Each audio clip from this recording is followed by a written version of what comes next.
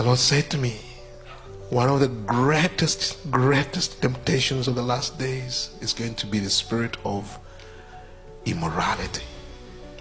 He said the enemy knows every other sin. You can read this in 1 Corinthians chapter 6.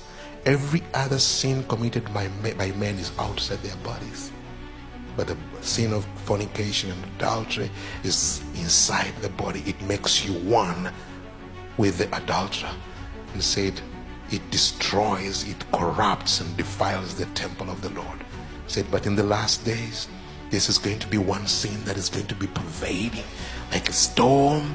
It will go through the nations, and it is going to become more and more accepted even in the church. Immorality, perversions, and all kinds of sexual sin.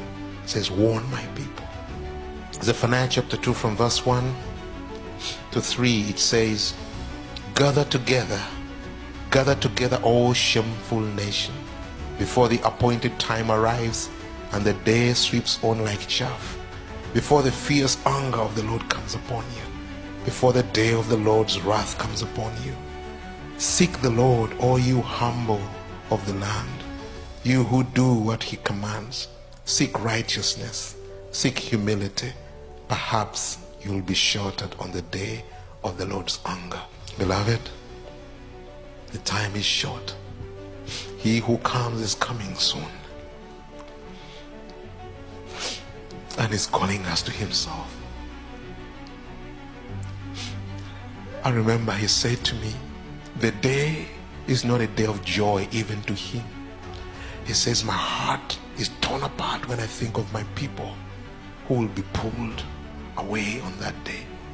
That's why I'm crying out, return to me, return to me. Flee from the wrath that is coming on the day of the Lord. Flee from the powers of darkness that are seeking to take you captive.